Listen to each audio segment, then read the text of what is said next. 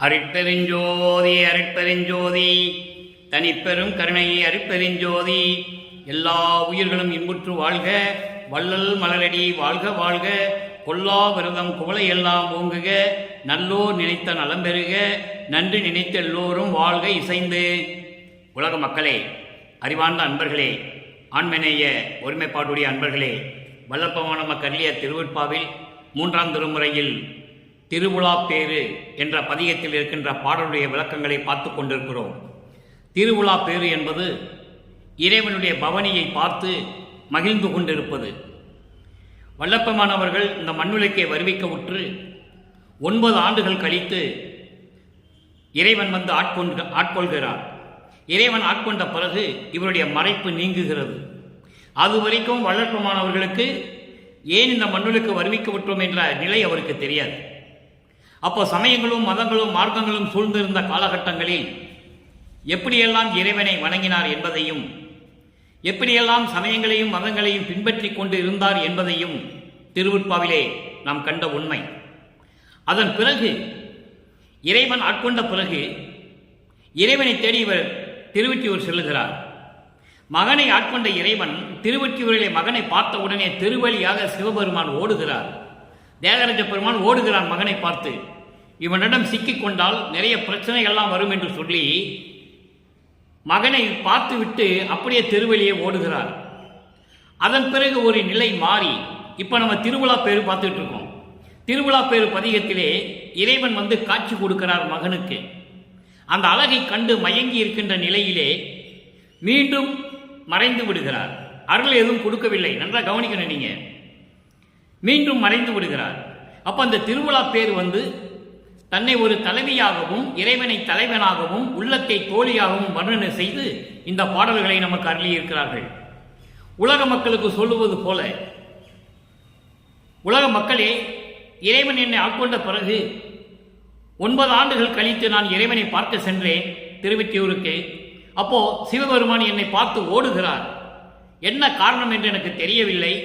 நானும் பின்னால் அவர் ஓட்டத்தை என்னால் பிடிக்க முடியவில்லை. அதன் பிறகு சில மாதங்கள் கழித்து நான் மீண்டும் திருவெற்றியூருக்கு செல்லுகிறேன். இறைவன் அந்த பவனியை பார்ப்பதற்காக நான் நின்று கொண்டிருக்கிறேன்.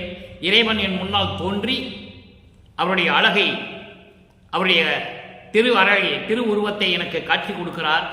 அதை பார்த்து நான் மயங்கிக் கொண்டிருக்கின்ற நிலையில், மெய் சிலிர்த்து நின்று கொண்டிருந்த நிலையில் மறுபடியும் என்னை விட்டு ஓடுகிறார், என்னை விட்டு மறைந்து விட்டு போய் விடுகிறார் என்று சொல்லுகிறார். உலக மக்களுக்கு சொல்லுகிறார். காரணம், அப்போ அந்த நிலையில் அவருக்கு எந்த அருளும் பெறவில்லை. ஆனால் இறைவனால் வருவிக்க உற்றவன் என்ற நிலை மட்டும் அவருக்கு புரிகிறது. நல்லா கவனிக்கணும் நீங்க. திருவெட்பா சாதாரண விஷயம் அல்ல.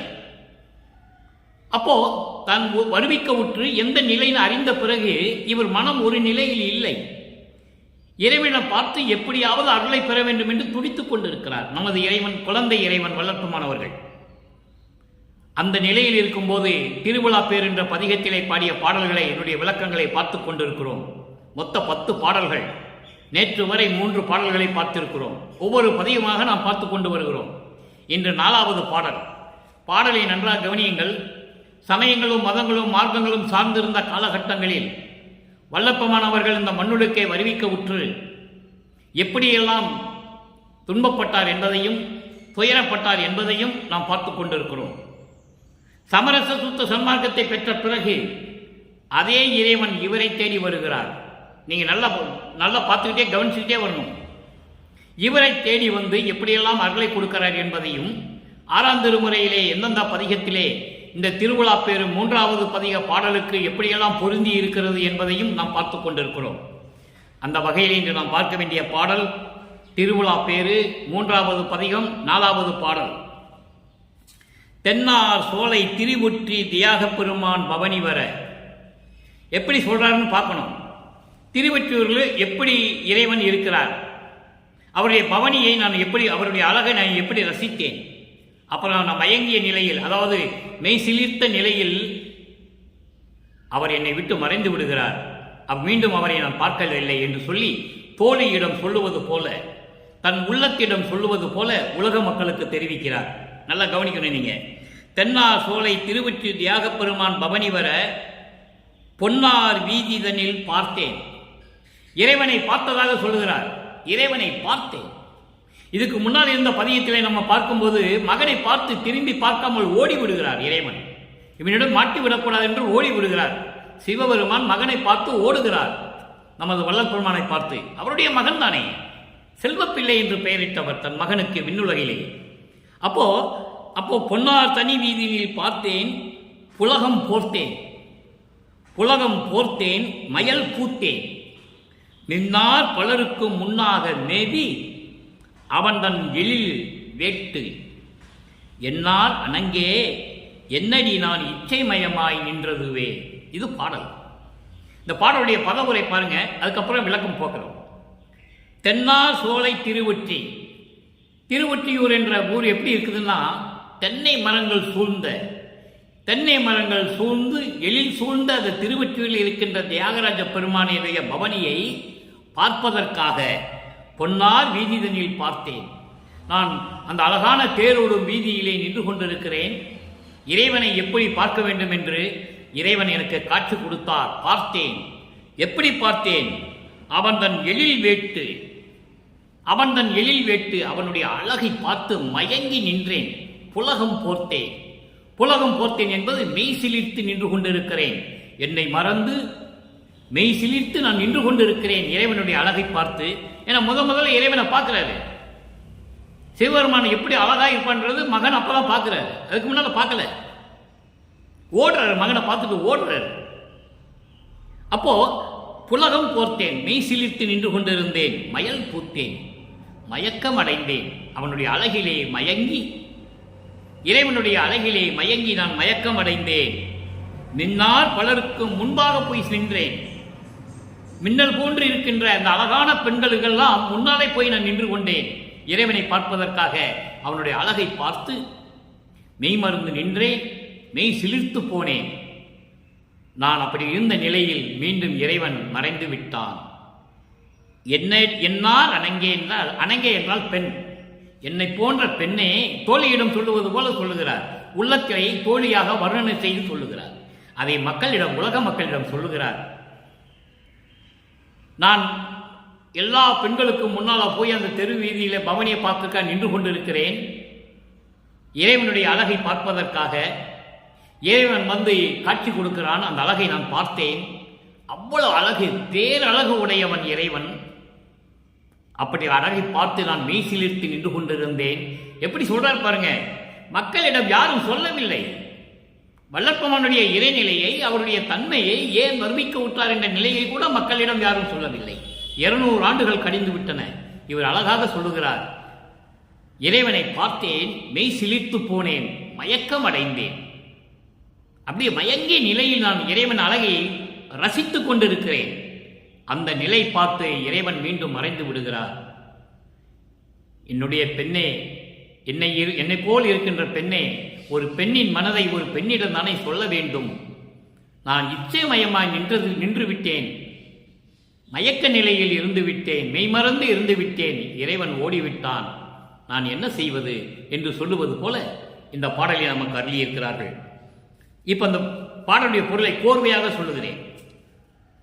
தென்னை மரங்கள் நிறைந்த தென்னந்தோப்புகள் உடைய திருவொற்றியூரில் இருக்கும் தியாகராஜ பெருமானுடைய பவனியை, திருவீதி உலாவை நான் தேரோடும் வீதியில் நின்று பார்த்தேன். மெய் கூச்சல் அடைந்தேன், மெய் சிலிர்த்தேன், மயக்கம் கொண்டேன். அவனுடைய அழகை விரும்பி பார்ப்பதற்காக பல பெண்களுக்கு முன்னால் சென்று நான் இறைவனுடைய அழகை பார்த்து ரசித்துக் கொண்டிருந்தேன். என்ன செய்வது? என்னை போன்ற பெண்ணே, நான் உன்னிடம்தான் சொல்ல முடியும். இறைவன் மீண்டும் மறைந்து விட்டானே, எந்த அருளையும் கொடுக்கவில்லையே என்று சொல்லி ஏக்கமாக உலக மக்களிடம் சொல்லுகிறார். இப்போ அதே இறைவன் சிவபெருமான் அருட்பெருஞ்சோதி ஆகிறான். நல்லா கவனிக்கணும் நீங்க. சமயங்களையும் மதங்களையும் மார்க்கங்களையும் பின்பற்றி கொண்டிருந்த சிவபெருமான் இறைவனை பின்பற்றி கொண்டிருந்தார். ஏனென்றால் அப்படிதான் உருவாகிவிட்டது 4 யுகங்களிலும். கிரேத யுகம், திரேத யுகம், துவாரயுகம், கலியுகம், 4 யுகங்களிலுமே எப்படியெல்லாம் அடியார்கள் நினைத்தார்களோ அப்படியெல்லாம் காட்சி கொடுத்தான் இறைவன். எப்படியெல்லாம் உருவகப்படுத்தினார்களோ அப்படியெல்லாம் உருவமாக தெரிந்து கொண்டிருந்தான் சிவபெருமான். அப்போ சமரச சுத்த சன்மார்க்கம் என்று ஒரு தனி மார்க்கத்தை உருவாக்கி, நல்ல கவனிக்க நண்பர்களே, இது சமயங்களையும் மதங்களையும் மார்க்கங்களையும் சாராத மார்க்கம், நேரடியாக வரக்கூடிய மார்க்கம். சமயங்களையும் மதங்களையும் மார்க்கங்களையும் சார்ந்து வர வேண்டிய அவசியம் இல்லை. அப்படிதான் வர வேண்டும் என்று சொல்லி சொல்லி 200 ஆண்டுகளாக மக்களை ஏமாற்றிக் கொண்டிருக்கிறார்கள் என்பதுதான் உண்மை, அதுதான் சத்தியம். சமரச சுத்த சன்மார்க்கம் என்று தனி மார்க்கம், நேராக வரணும், அவ்வளவுதான். புலையும் கொலையும் தவிர்க்க வேண்டும், உயிரின் மேல் தயவும் கருணையும் காட்ட வேண்டும், இரக்கம் கொள்ள வேண்டும். 2 தான் மெயின், முக்கியமானது. இது 2ஐயும் விட்டுட்டு நேரா சமரச சுத்த சன்மார்க்கத்துக்கு வந்துடணும், அவ்வளவுதான். அப்போ இப்ப 6ஆம் திருமுறைக்கு வரும்போது எப்படி இறைவன் மகனை ஆட்கொண்டு எப்படியெல்லாம் அருளை கொடுக்கிறார் என்பதை பார்க்க போகிறோம். இங்கே திருவிழா பேரு 3ஆம் பதிகத்தில் இருக்கின்ற 4வது பாடலுக்கு 6ஆம் திருமுறையிலே எந்தெந்த பதிகத்திலே 4வது பாடலிலே விளக்கம் இருக்கிறது என்பதை பார்க்க போகிறோம். அற்புதமாக இருக்கும். பிள்ளை பெருவிண்ணப்பம் பதிகம் 20, 6ஆம் திருமுறை பிள்ளை பெருவிண்ணப்பம். நல்ல கவனிங்க. என் உயிருக்கு உயிராம் தெய்வமே. அங்கே திருவெற்றியூர் தியாகராஜ பெருமான் என்று சொல்லுவார், உருவகப்படுத்துவார். சிவபெருமான் எப்படி இருக்கார் என்று உருவகப்படுத்துவார். கழுத்திலே பாம்பை அணிந்து கொண்டவன், படுக்க இடமில்லாமல் சுடுகாட்டிலே படுத்துக் கொண்டிருந்தவன், உடுக்க உடை இல்லாமல் கந்த துணியை கட்டி கொண்டிருந்தவன், சாப்பிட சோறு இல்லாமல் பிச்சை எடுத்து தின்னு கொண்டிருந்தவன், இப்படியெல்லாம் சொல்லுவார் இறைவனை. இங்கே இறைவனை சமரச சுத்த சன்மார்க்கத்தை பெற்ற பிறகு இறைவனை எப்படி சொல்லுகிறார்? என் உயிருக்கு உயிராம் தெய்வமே, என்னை எளிமையும் காத்தருள் இறைவா, என்னை எளிமையும் காத்தருள் இறைவா. ஏன்னா சமயங்களையும் மதங்களையும் மார்க்கங்களையும் சார்ந்த காலகட்டங்களில் இறைவன் மகனை பார்த்து ஓடுகிறான், அருளை கொடுக்கவில்லை. அப்போ சமரச சுத்த சன்மார்க்கத்தை பெற்ற பிறகுதான் மகனுக்கு எல்லாமே கொடுக்கிறார். அப்போ இதிலிருந்து நாம் தெரிந்து கொள்ள வேண்டிய சூட்சமமான இறையருளுடைய விஷயம் என்னவென்றால், சமயங்களையும் மதங்களையும் மார்க்கங்களையும் விட்டு சுத்த சன்மார்க்கத்திற்கு வர வேண்டும், இறைவன் அருளை பெற வேண்டும். அதான் வள்ளற்பெருமானுடைய நமது இறைவனுடைய நோக்கம். என்னை எளிமையும் காத்தருள் இறைவா, என் உள்ளத்து இனிக்கும் தீஞ்சுவை கனியே, எனக்கு அறிவு உணர்த்திய குருவே. அற்புதமான வரிங்க, அற்புதமான பாடல், நிறைய விளக்கங்கள் இருக்கிறது, நல்லா கவனிக்கணும். எனக்கு அறிவு உணர்த்திய குருவே, என்னுடைய அன்பே, திருச்சிற்றம்பலத்தே எனக்கு அருள் புரிந்த மெய் இன்பே, என்னை ஈன்று எடுத்த தந்தையே. அற்புதம். இந்த பிரபஞ்சத்தில் எந்த முனிவனும் எந்த ரிஷியும் சொன்னதில்லை. என்னை ஈன்றெடுத்த தந்தையே. அகவல்ல சொல்லுவார், அருட்பெருஞ்சோதி அகவல்ல, ஆன்ற சன்மார்க்கம் அணிவர என்னைத்தான் ஈன்று அமுதளித்த இனிய நற்றாயே. ஏன் இந்த மண்ணுளுக்கு வருவிக்க உற்றோம் என்பதை கூட சொல்லுகிறார். அகத்தை கருத்து புறத்தை வெளுத்திருந்த உலக அனைவரையும் சகத்தை திருத்தி சன்மார்க்கத்தை அடைவித்திட அவரும் இகத்தே பரத்தை பெற்று மகிழ்ந்திடுவதற்கென்றே என்னை உகத்தே இறைவன் வருவிக்க உற்றேன், அருளை பெற்றேன் என்று சொல்லுவார். இறைவனால் இறைவனாகவே நான் வருவிக்க உற்றவன். உகத்தை என்பது யுகம், இந்த கலியுகத்துடைய கடைசி திருவிளையாடல், சிவபெருமானுடைய கடைசி திருவிளையாடல் கலியுகத்திலே வள்ளற்பெருமானை வருவிக்க செய்தது. நீங்க நல்லா புரிஞ்சுக்கணும். அப்போ சமரச சுத்த சன்மார்க்கத்தை அருட்பெருஞ்சோதி ஆண்டவர் நிறுவிய பிறகு அருட்பெருஞ்சோதி ஆண்டவராகிறார். மகன் தந்தைக்கு பெயர் வைக்கிறார் அருட்பெருஞ்சோதி என்று. நல்லா கவனிச்சுக்கணும் நீங்க. அப்போ என்னை ஈன்று எடுத்த தந்தையே, அடியேன் இசைக்கின்றேன் கேட்கையும் மொழியே. பொருள் பாருங்க, நல்லா கவனிங்க. என் உயிருக்கு உயிராம் தெய்வமே, என் உயிரினும் மேலான தெய்வமே, என்னை எளிமையும் காத்தருள் இறைவா. எளிமையும் என்பது 7 நிலைகளில் வரக்கூடிய பிறப்பு இறப்பு நிகழ்ச்சிகள். அது அகவலிலே சொல்லுவார், அருட்பெருஞ்சோதி அகவலிலே. ஊர்வன பரப்பன உருவன நடப்பன ஆறருள் காத்தருள் அருட்பெருஞ்சோதி. ஊர்வன என்பது ஊர்ந்து செல்லக்கூடிய பிராணிகள், உயிரினங்கள். பரப்பன என்பது பறந்து செல்லக்கூடிய உயிரினங்கள். உருவன என்பது தாவரங்கள். நடப்பன என்பது நடந்து செல்லக்கூடிய உயிரினங்கள். இந்த 4 தவிர மீதி 3 மனிதர்கள், அசுரர்கள், தேவர்கள். இந்த 7 வகையான பிறப்பு இறப்புகளை எல்லாம் நீக்கி என்னை காத்தருள வேண்டும் இறைவா.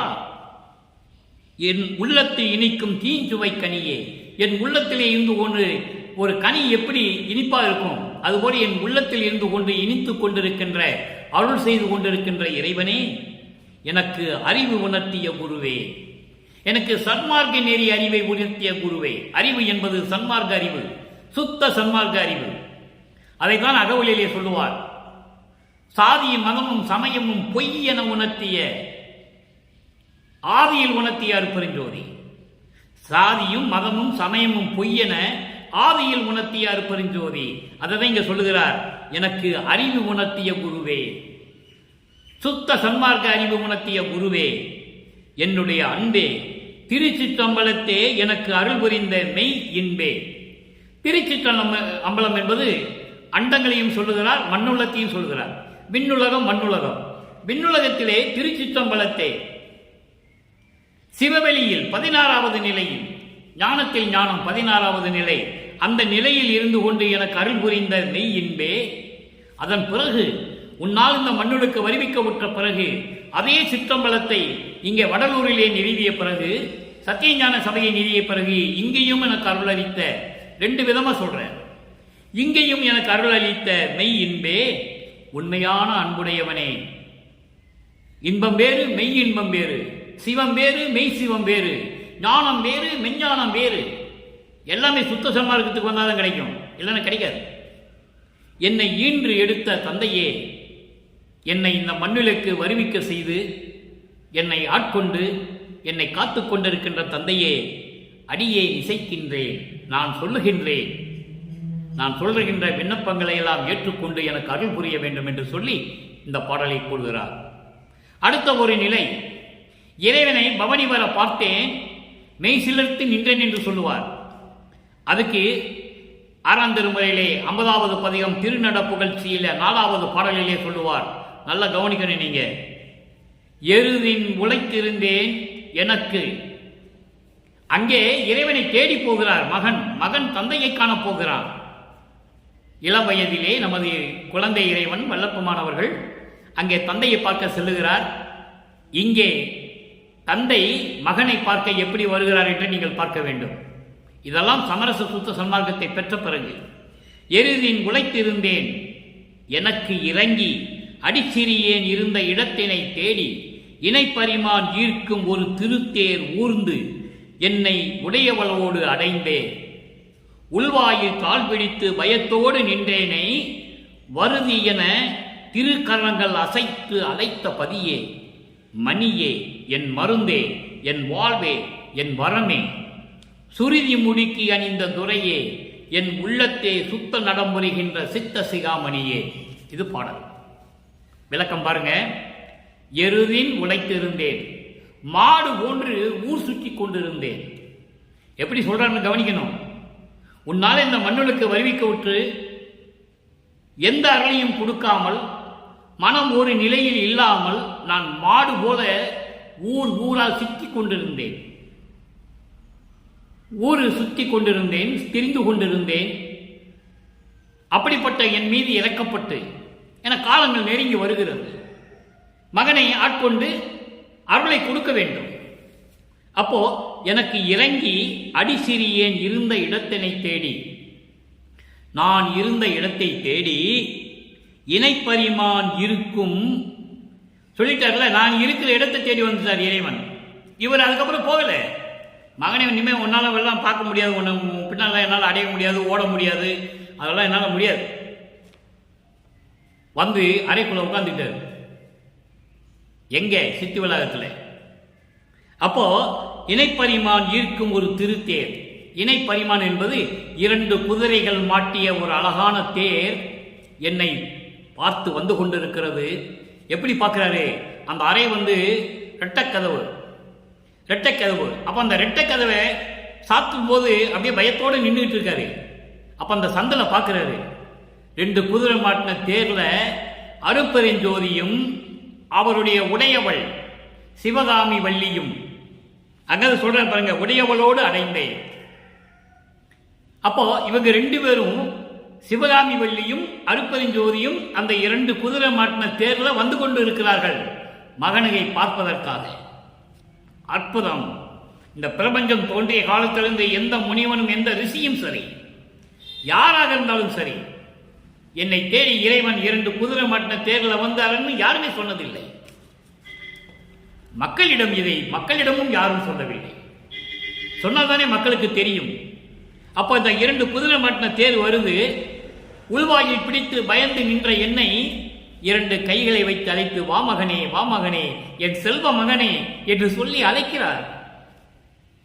மகன் சென்று தந்தையும் தாயும் காலில் விழுந்து வணங்குகிறார். மகனை கட்டி தழுவி உச்சி முகர்ந்து மகிழ்வோடு அணைத்துக் கொள்கிறார்கள். எவ்வளவு அற்புதம் பாருங்க! இது யாராவது நீங்கள் கேள்விப்பட்டிருக்கீங்களா?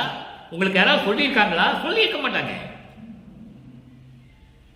மகனை தேடி இறைவன் குதிரை மாட்டின தேர்ல சிவகாமி வள்ளியோட வந்து மகனை வா மகனே, வா மகனே என்று அழைத்து கொஞ்சி குலாவி முத்தமிட்டு மகிழ்வோடு இருக்கிறார்கள்.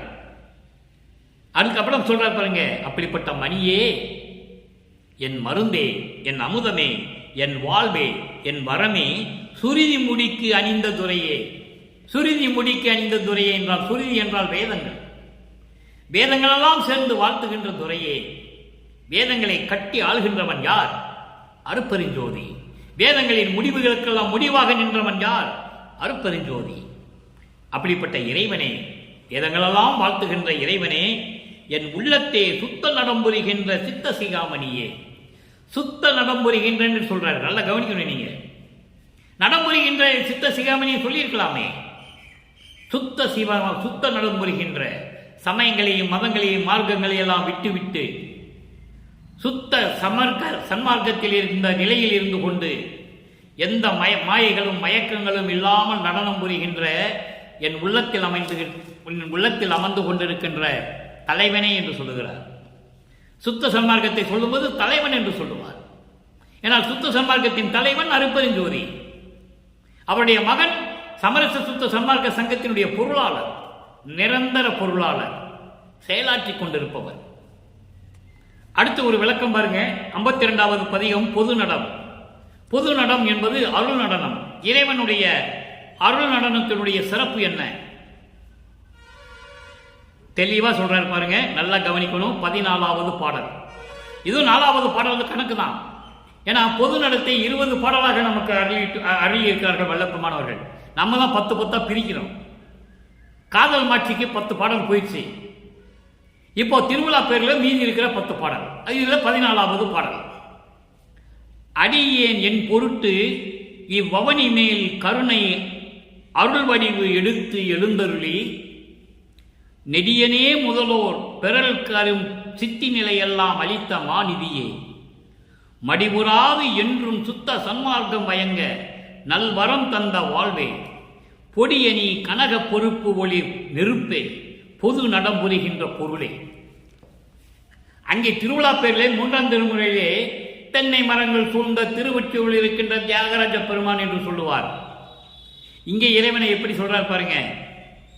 அடியேன் என் பொருட்டு உன்னால் இந்த மண்ணுலக்கு வருவிக்க உற்று என்னையும் ஒரு பொருட்டாக நினைத்து இந்த மண்ணுலகிலே, இந்த பவனி என்பது மண்ணுலகம், இந்த மண்ணுலகிலே வருவிக்க உற்று என் மீது கருணை கொண்டு கருணை அருள் வடிவு எடுத்து எழுந்தருளி.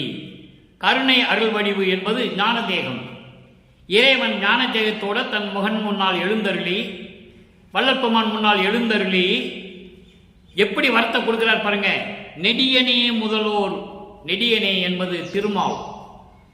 முதல்வோர் என்ன? பிரம்மன், திருமால், ருத்திரன், மகேஸ்வரன், சதாசிவம் போன்ற பதத்தலைவர்கள், விண்ணோர் வேந்தனாகிய இந்திரன், அக்னி, நட்சத்திரம், சூரியன், இப்படி ஒளிப்பொருள்கள், சப்தர்கள், சக்திகள், முத்தர்கள், முத்திகள், சித்தர்கள், முனிவர்கள், இவர்களெல்லாம் பெற முடியாத அரும் சித்தி எல்லாம் அளித்த மாநிதியே. அப்படிப்பட்ட அறியத்தக்க, யாரும் பெற முடியாத ஒப்பற்ற சித்திகளை எல்லாம் எனக்கு கொடுத்த ஒப்பற்ற அருள் செல்வமே. யாருக்கும் கிடையாது, மரணமில்லா பெருவளும் யாரும் கிடையாது, வல்லப்பெருமான் ஒருவர் தான். ஞான சித்தி யாருமே கிடையாது, வல்லப்பெருமான் ஒருவர் தான். மீது எல்லாம் இருந்தார்கள், தோன்றினார்கள், கோடிக்கணக்கில் தோன்றாங்க.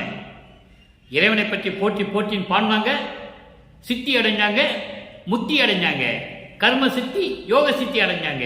ஞான சித்தி யாருமே அடையல, வல்லப்பெருமான் ஒருவர் தான் என்பதை திருவிழுப்பாவிலே 64வது பதிகத்திலே, திருவந்தியார் என்ற பதிகத்திலே கடைசி பாடல் 10வது பாடல்ல சொல்லுவார். முத்தியை பெற்றேன், அம்முத்தியினால் ஞான சித்தியை உற்றேன் என்று உந்திப்பற. ஞான சித்தி பெற்றால்தான் இறைவனாக முடியும். சித்தனானேன் என்று உந்திப்பற. உந்தி என்பது காற்றிலே ஒரு உந்துர சக்தி. ஒரு பேப்பரை காற்றுல ஒரு பேப்பர் எடுத்து மேலே போடுங்களேன், அதாவது பறந்து போகும். அப்போ அதுக்கு உந்துர சக்தி இருக்கு. அந்த சக்தியிடம் சொல்லுகிறார், நான் எவ்வளவு சொல்லி பார்த்தேன், உலக மக்கள் தெரிந்த பாடில்லை, உணர்ந்த பாடில்லை. உந்தி, நீயாவது இந்த பிரபஞ்சத்தில் போய் சொல்லு, நான் கடவுளாயிட்டேன், நான் ஒருவன் தான் சித்தி பெற்றேன், ஞான சித்தி பெற்றேன் என்று சொல்லு என்று சொல்லி அந்த பகுதியிலே, அந்த பதிகத்திலே நமக்கு கடைசி பாடலை அருளியிருக்கிறார்கள். நம்மளை எல்லாம் படைத்து காத்து கொண்டிருக்கின்ற இறைவன் வல்லப்பெருமானவர்கள். ஆக அப்படிப்பட்ட சித்தியெல்லாம் அடித்த இறைவனே, மடிவுறாது என்றும் சுத்த சன்மார்க்கம் மயங்க. மடிவுறாது என்றும், எக்காலத்தும் எவ்விடத்தும் எவ்வளவும் அழிவில்லாமல் சுத்த சன்மார்க்கம் விளங்குவதற்காக எனக்கு நல்ல வரத்தை கொடுத்த வாழ்வே. எவ்வளவு அற்புதம் பாருங்க. அப்போ சமரச சுத்த சன்மார்க்கத்தில் யாருமே கிடையாது, பிரம்மன் முதல் திருமால் முதல் யாருமே கிடையாது, வல்லப்பெருமான் ஒருவர் தான். அப்போ சமரச சுத்த சன்மார்க்கத்தை என்றும் அழியாமல் இருப்பதற்காக என்னை இந்த மண்ணுலக்கே வருவிக்க செய்து சுத்த சன்மார்க்கம் திகழ்ந்து ஓங்க எனக்கு நல்ல வரங்களையெல்லாம் கொடுத்த வாழ்வே, என்னுடைய இறைவனே, அருப்பெருஞ்சோதியே, பொடியணி கனக பொறுப்பு ஒளிர் நெருப்பே. அதாவது பொன்மலையில பொன் துகள்கள் எப்படி, தங்க துகள்கள் எப்படி மின்னும், அதுபோன்று மின்னிக் கொண்டிருக்கின்ற நெருப்பு போன்ற இறைவன், தீப்பிளம்பு போன்ற இறைவன். அதை எப்படி சொல்லுகிறார் என்றால் அருப்பெருஞ்சோதியை சொல்லுகிறார். அப்படி ஒளிவிட்டுக் கொண்டிருக்கின்ற அருப்பெருஞ்சோதியே, பொது நடம் புரிகின்ற பொருளே, அருள் நடனம் புரிந்து கொண்டு அருளாட்சி செய்து கொண்டு இந்த பிரபஞ்சத்தை காத்துக் கொண்டிருக்கின்ற இறைவனே, அருப்பெருஞ்சோதியே என்று சொல்கிறார். அதுக்கப்புறம் இறுதியாக ஒரே ஒரு விளக்கம் அன்பர்களே, நல்லா நீங்க பார்க்கணும். 65வது பதிகம், அடைக்கலம் புகுதல், 4வது பாடல். திருவிழாப்பேறு 3ஆம் திருமுறையிலே இருக்கின்ற அந்த 4வது பாடலுக்கு சுத்த சன்மார்க்கத்தை பெற்ற பிறகு இறைவனை எப்படி அழைக்கிறார், இறைவனிடம் எப்படி அருளை பெற்றுக் கொண்டார் என்பதை உலக மக்களுக்கு தெளிவாக நமக்கு அருளியிருக்கிறார்கள். நம்மை எல்லாம் படைத்து காத்துக் கொண்டிருக்கின்ற நமது இறைவன் வல்லப்பெருமானவர்கள். வல்லப்பெருமானும் ஒன்றுதான், அருப்பெருஞ்சோதியும் ஒன்றுதான். ஒரே இறைவன் என்ற பெயரில் இருக்க வேண்டும் என்பதற்காக என்னை தனியாக வணங்க வேண்டியதில்லை, நீங்கள் அருப்பெருஞ்சோதி ஆண்டவரை வணங்கினாலே போதும், அருப்பெருஞ்சாண்டவர் என்னுடன் இருக்கிறார் என்று சொன்னவர். அதனால்தான் அருப்பெருஞ்சோதி மகாமந்திரத்தை நமக்கு அருளினார்கள் வல்லப்பெருமானவர்கள். இந்த கடைசி விளக்கம் பாருங்க. கடையேன் உள்ள கவலையெல்லாம் கலற்றி கருணை அமுது அளித்து என் புடையே அகத்தும் புறத்தும் அகப்புறத்தும் விளங்கும் புண்ணியனே. தடையே தவிர்க்கும் கனக சபை தலைவா. எங்கெல்லாம் தலைவன் சொல்றாரு, எங்கெல்லாம் இறைவன் சொல்றாரு, அப்படியெல்லாம் நம்ம கவனிக்கணும். தடையே தவிர்க்கும் கனக சபை தலைவா, ஞான சபாபதியே, அடையேன் உலகை. இந்த அடையேன் உலகைக்கு 2 பொருள் இருக்கு, நீங்க எப்படி வேணாலும் எடுத்துக்கொள்ளலாம். 2ஐயும் சொல்றேன். உன்னை அடைந்தேன், அடையேன் உலகை, உன்னை அடைந்தேன். எப்படி சொல்றார் பாருங்க. அழகேன் உலகை, அடையேன் உலகை, உன்னை அடைந்தேன், அடியேன் உன்றன் அடைக்கலமே. இப்போ பொருள் பாருங்க. கடையேன் உள்ள கவலையெல்லாம் கலற்றி, இந்த எளியவனுடைய உன்னாலே இந்த மண்ணுக்கு வருவிக்க உற்று இந்த எளியனுடைய உள்ள கவலைகளெல்லாம் நீக்கி, என் உள்ளத்தில் இருக்கின்ற கவலைகளை எல்லாம் நீக்கி கருணை அமுதளித்து,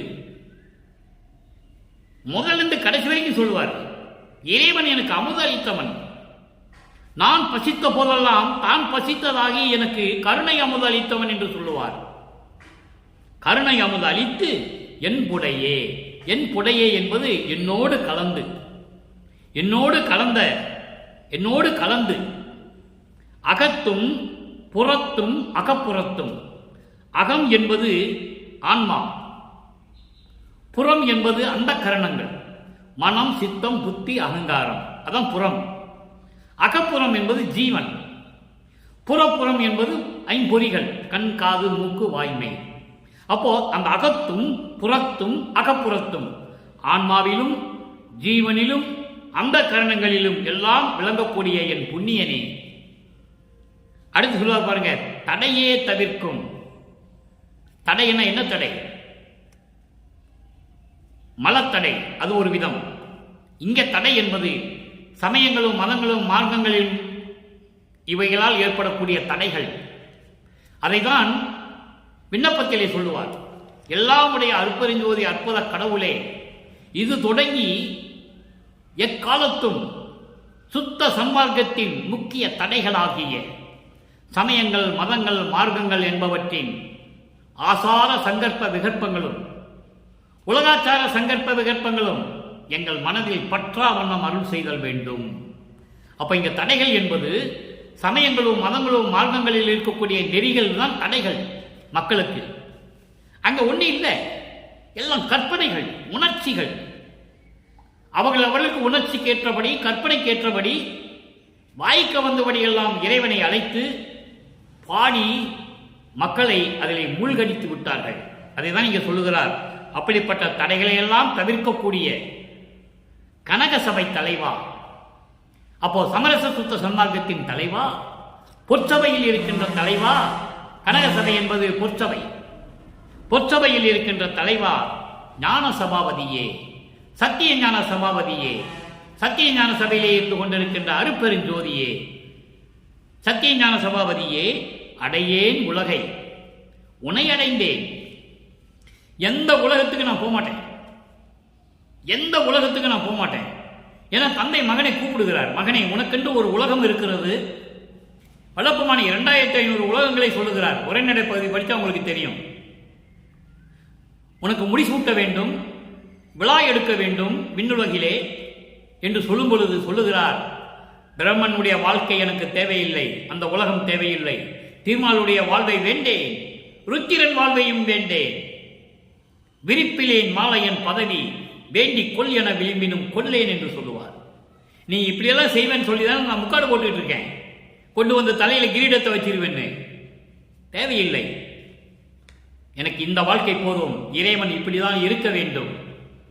மண்ணாசை, பெண்ணாசை, பொன்னாசை இல்லாமல் இருக்க வேண்டும். எந்த உலகம் எனக்கு தேவையில்லை என்று சொல்லுகிறார். அதைதான் இங்கே சொல்லுகிறார், அடையேன் உலகை. இது ஒரு விதம். இன்னொரு விதம், நான் மரணம் அடைய மாட்டேன், நான் மரணமில்லா பேர்வாழ்வில் இருந்து கொண்டிருக்கிறேன். உனை அடைந்தேன், உனை அடைந்தேன், நான் உன் அடைக்கலமே, அடியேன் உன் அடைக்கலமே என்று சொல்லுகிறார். நான் தான் உனக்கு அடைக்கலம் வந்து விட்டேனே, உன்னிடம் சரணடைந்து விட்டேனே, நீயும் என்னிடம் கலந்து கொண்டாயே, வேறு எதுக்கு, எந்த உலகம் எனக்கு எதற்கு தேவையில்லை, உன்னை அடைந்தேன் என்று சொல்லி இந்த பாடலை நமக்கு அருளியிருக்கிறார்கள்.